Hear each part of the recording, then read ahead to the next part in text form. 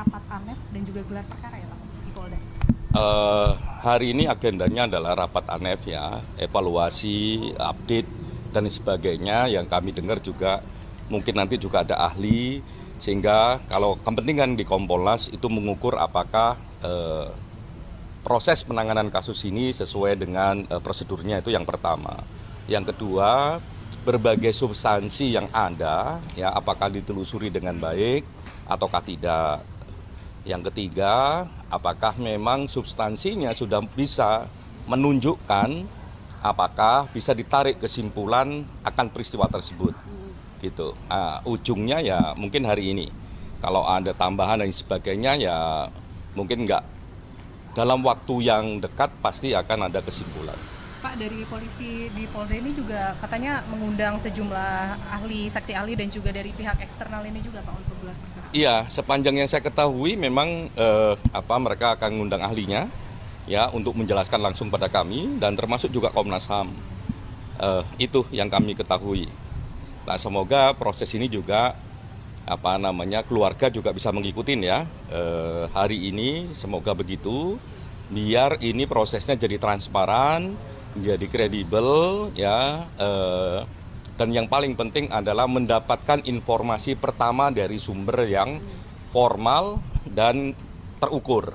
Nah, itu yang paling penting, karena salah satu hal yang signifikan di kasus ini, banyak informasi, banyak analisa dari berbagai pihak, terutama di sosial media. Oleh karenanya yang paling penting adalah kita mendengarkan dari sumber formal dan caranya juga bisa kita ukur apakah sesuai dengan prosedur ataukah tidak, dan kedalaman substansinya bagaimana. Karena semua punya penjelasan.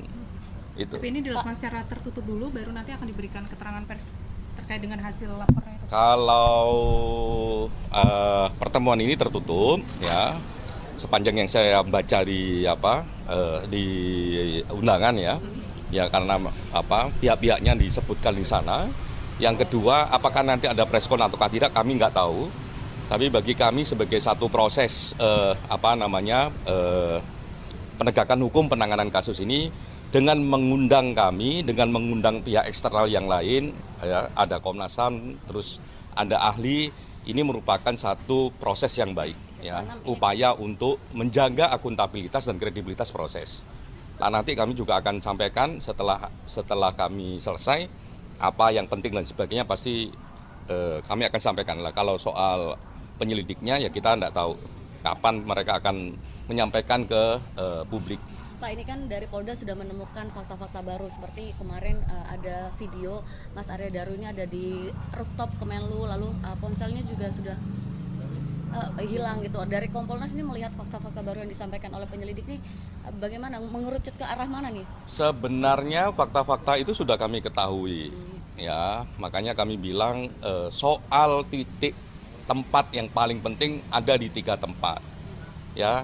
Tempat pertama memang kos-kosan, tempat kedua memang tempat pusat pembelanjaan, tempat ketiga adalah tempat bekerjanya almarhum.